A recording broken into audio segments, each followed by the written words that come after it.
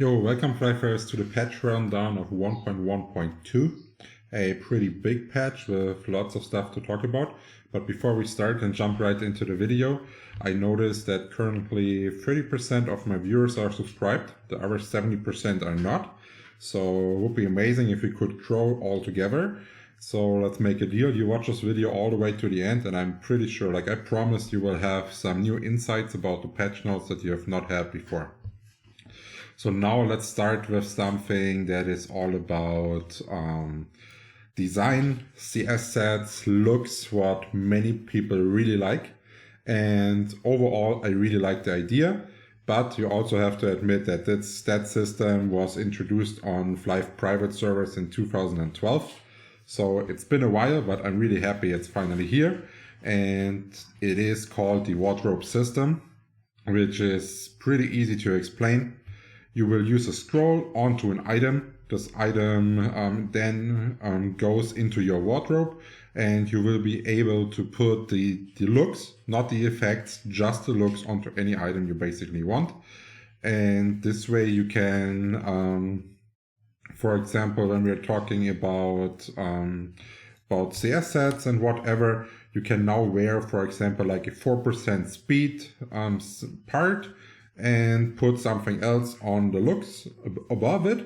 So you can still benefit from the speed percentages, but look actually the way you like to look, and you're not limited anymore.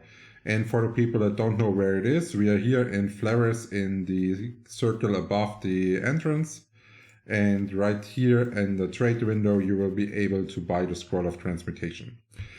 This system is really great, it's really good, but there's one downside to it, and this is the fact that it actually destroys an item. So for example, especially when we are talking about weapons and other stuff like this. So for example, you're owning like a black bloody obsidian yo-yo and you don't like the look of the normal bloody yo-yo that you will use for PvE, so like most of your time, and you would like to put the black bloody obsidian yo-yo on top of your bloody yo-yo, that would mean you would actually have to destroy a black bloody obsidian yo-yo to maintain this look. And we are talking here about something that costs like 400 to 500 euros. So that's why I think they could make a bunch of money if they would actually add a scroll from maybe in the cash shop that is not destroying the item. Because if they would be doing this, people would invest and they would have another source of income that is non-pay to win, and people would still enjoy it. Then, what else is to say? Something that was probably annoying a bunch of people is many people leveled their raised pets to maybe A, and then try to keep rolling there at a safe situation where it's not crazy expensive like all the other pet rolls. And if you would have had a stack of A pet candies in your inventory, they would have been consumed, even though you may only wanted to use one A pet candy to restore your energy, so you're having the effects of your pet back while you are leveling. And now with there's a window that is actually asking you how many pet candies you want to put into your pet. Because before you actually had to, for example, if you had 30 pet candy A's in your inventory, you would have to trade 29 to your ringmaster, then activate one, so you're getting the energy back on your A pet, then trade the A candies back, and all this hustle and annoying thing is gone now with this patch, which I really like. Then there's something about the guild logo. The scroll of guild logo change now has the option to remove the logo, which I personally think is a good thing, especially if we're talking about PvP. No guild ever wants to have a guild logo if they're playing PvP, because this makes you easier to target. That's why you will probably never see a real PvP guild with a logo. Then this one, I was pretty surprised when I was reading this.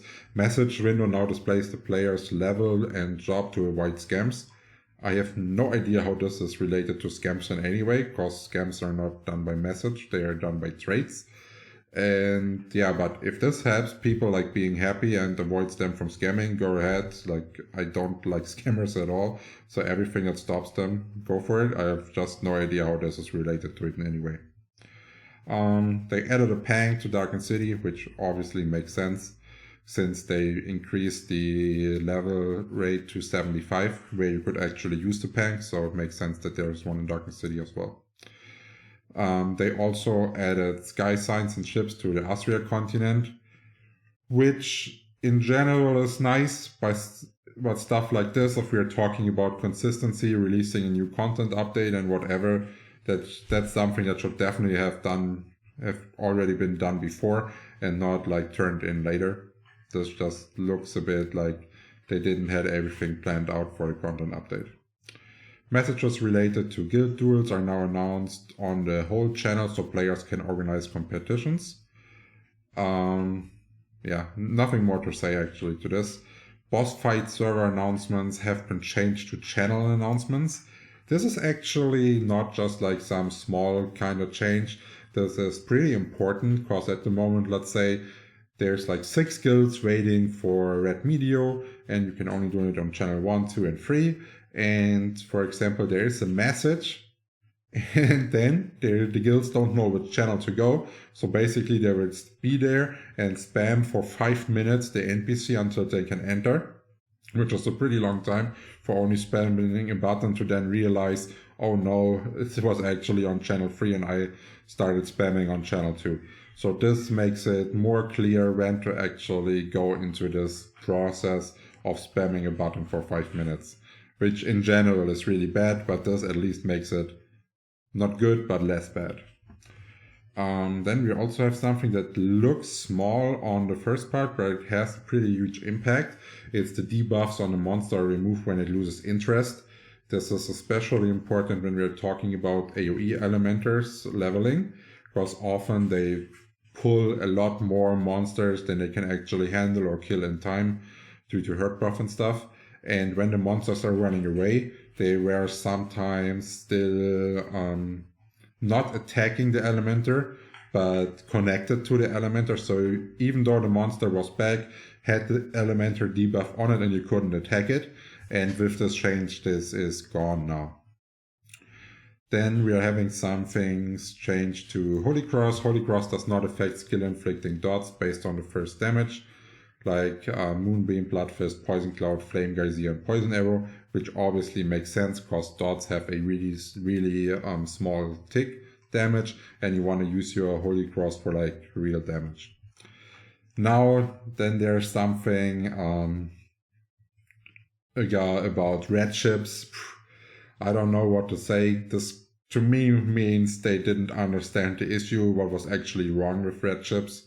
And the first part, a guild in a guild siege must score at least 20 points in order to be counted in the participating guilds regarding red ships.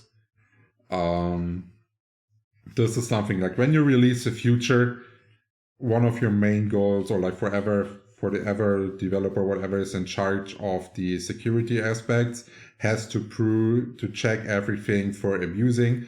And sorry, like how can you not understand that the number of participating guilds can be bypassed by just lining up at another guild with only 5 mil? Like why does something like this have to be brought up in a previous patch and they don't think about it in advance? This is really, really bad game design and doesn't give me hope about their skills to check for exploits and whatever. The other part, they did kinda realize that only pushing on the top guild with like a huge amount of red ships is a dumb idea. But overall, their new distribution of red ships is still not giving everyone the feeling of participating in the siege for a reason. It's not well thought. I made a different suggestion that, in my opinion, and in already many other opinions that I have messaged to, is like way better than this. So I hope they reconsider changing this again, because this is tackling like 1/10, like 10% of the issue that currently is with red ships, and that's all. and their suggestions already basically finished that would tackle like at least 95% of the issue. Now I'm really happy they did do a bunch of balance changes, because not only the PvP balance, also the PvE balance, since the new sets occurred and pets, whatever, is changed heavily, and not for a good part. It's pretty unbalanced, not even like between AoE and 1v1, which was already unbalanced and got even further unbalanced. It's also unbalanced between the different classes. And I personally think balancing PvE is a really easy task, especially since you have so many options to do it, and it's just numbers. You just do a really good Google spreadsheet and you can balance it out to have like differences between like 6 to 8% between the classes. So classes have like a unique feeling to them, but no class feels like really underwhelming compared to other classes. So we are starting with a change to the Yo-Yo Jester, which got an increased speed of the auto attacks and an increase of the SDR scaling by 6%. This does make a lot of sense in terms of Jester being the only class that has no AoE, and 1v1 is their only option to level.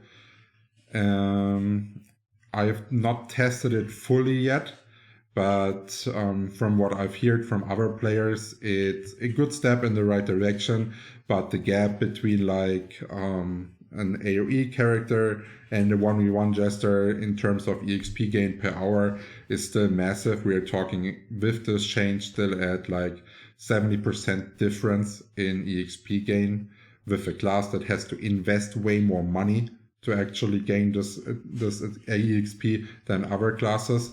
And I will think this topic is heavily discussed, and I will make a fully written suggestion on how to actually balance AoE and when 1v1, and actually locate the cost that you're putting into your gear to your EXP gain. Because like, in my opinion, there's no reason that someone that invested, for example, 500 million in his gear should ever gain more EXP than someone that invested like 2 billion in his gear. And we are actually at a point where stuff like what I just mentioned as an example is actually possible. So this will be an extra video where we're talking about this. Then let's continue. They lowered the assist skill Moonbeam cooldown from 5 seconds to 3 seconds with the argument to allow players to move onto another target more efficiently, which in general makes a lot of sense. But on the other hand, they also lowered the time scaling with int on the assist Moonbeam by 40%. And as long as this change is not affecting the ability to like cast Moonbeam on a monster, getting it basically killed by the Moonbeam while continuing to the next monster and doing this Moonbeam hit and run AoE thing, if this is unchanged, this change makes a lot of sense. If not, yeah, there was nothing gained by this other than having to press the button more often. Then we are having something I totally don't understand. Increase the plate skill silent strike stun probability in PvP from 30% to 75%. So in my opinion, a gap closer shouldn't even have a stun. A gap closer itself is an extremely powerful tool, and now they're increasing the stun probability by a lot. The only idea I can have is that there's currently not a lot of plate sieging, and especially no fully geared plates with a lot of skill and understanding of their positioning. And I'm pretty sure as soon as we have like a fully geared plate that has lots of experience in PvP, he can abuse this fact a lot, because this is a pretty darn big change, because this will allow you to get multiple auto attacks onto a gap closer for free, which is, yeah, you will see as soon as there's one plate popping up that's actually like caching a lot and popping into siege, that this will not be a good idea. Then we are having the increased AoE radius of the Night skill Call of Fury from 3 to 4 to improve the ability to gather monsters that are bunched together. There's nothing wrong with this, but they didn't tackle the actual issue of the skill, and this is introducing a taunt skill that is not able to actually keep the taunt of the bosses.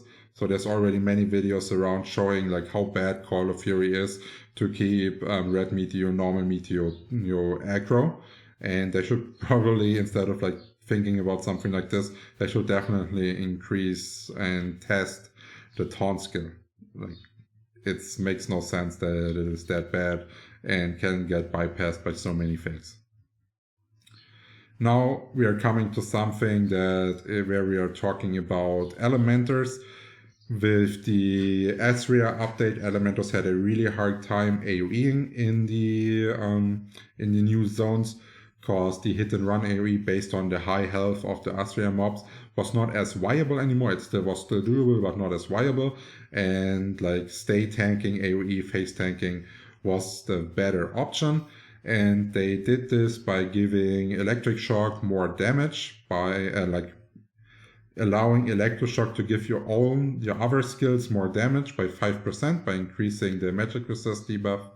And also they increased the tick frequency of Burning Field, and I really like this change. It's probably not enough yet to make phase tank Elementor like a really good alternative to other phase tankings, but it's a good step into the correct direction. Now then there's something, I'm pretty happy that I didn't do the new class guides yet, because this change right here would have nullified a bunch of stuff that I would have said, because at the moment AoEing with a 135 1v1 set was better than AoEing, for example, with a 120 bloody AoE set, due to the high defense on the 135 set. And now that the defense is actually equalized, the bloody sets gain a bunch more usage and a bunch more value, because at the moment most of them were basically worthless and no real source of income, which should probably not be in like an endgame dungeon that the drops are not used by anyone. They also did another change to make the bloody sets more interesting. They increased the PvE damage by 5% and also increased the PvE damage reduction by 5%, which still makes them really good, but on the other hand is probably still not giving the detail to all the different classes. I think they were like trying to go an easy route there, low effort again, like by making all the effects for every class the same, which obviously makes no sense because every class is scaling differently, so you have to adjust the effects to if you really want to achieve a good PvE balance. Then there's something that is written a bit contradictory. We are having the bloody armor sets that you can buy for 10k red chips at the NPC, where they said they increased the PvP damage by 5%, which gives a total of 15%, which is perfectly fine. But then they're saying this should be the best current defense option for PvP. Yes, it is the best defense option for PvP, this is correct, but they're here talking only about PvP damage. So I'm not sure if it's actually PvP damage or the PvP damage reduction that they're talking about. So we will have to figure this out later on. Now we are coming to a part where people have been probably ranting a lot and begging a lot for, that there's a difference between prevention in PvE and prevention in PvP, while prevention in PvE is perfectly fine and a unique thing that build posters and ringmasters use to level. It's completely busted in PvP, especially with the fact that we are having almost no food to maintain our health in Siege, while you are now able to reach like 60-70k health. And it's now with like 10%, with 15% proccing, for example, it would be really hard to overcrit with like auto attack classes, and for example not like an ASOL of a build poster, which means they're basically having twice the health than other classes. While I do like the change that 50% HP is recovered at 10% in PvP and it was nerfed, I personally don't like the fact that build posters can even use the skill in PvP aspects. Like, I think I'm perfectly fine with Ringmasters using it. Ringmasters are a support class. They should have a lot of survivability, and I think guilds should work together to take down a Ringmaster. I personally don't think that guilds should work together to take down a build poster that much. And I would really like to see that prevention is being removed for build posters only in PvP scenarios, not in PvE. Then we are having something about the block rates. They reduced the block rate gain via dex on Ranger and Plate by around 10%, which makes perfectly sense because Plate was so easy to get high block rate with their extremely high block rate per 10 dex gain. And Rangers, in my opinion, should have reduced block gain overall. So, because they are using their main damage stat that's giving them damage, it's also giving them defense, which I personally may think makes no sense.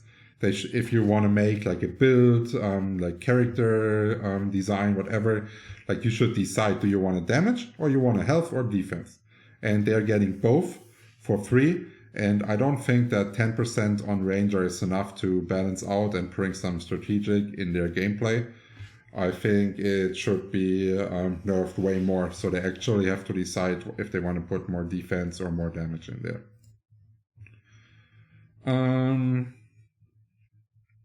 Yeah.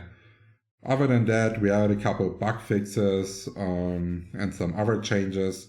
I just want to finish off the video with something that I personally think is a really good idea, because Gala actually needs to start thinking about what other options and sources of income can we add to the game to remove some of the really high costs that make a lot of players quit, especially since the number of players is declining over the time. So they need to make some adjustments to their cash shop overall, or they will not have like long-term customers. And this way, what they did here, they made the tool with like no effects a different kind of option for your skin. So every month you will now be able to obtain a limited skin right here. And I think it does look pretty similar to Pokemon. You probably all know which one I'm talking about. So yeah, Asian copycat, but overall a really good idea into regaining a new source of income. If this will ever result in them like turning down some prices for other parts because they can maintain an income, this makes sense. Other than that, it's just a new gimmick where people can express and customize their character. Yeah, we are at the end of the video. I hope you liked it. It got a bit longer than expected, but also the patch was really huge.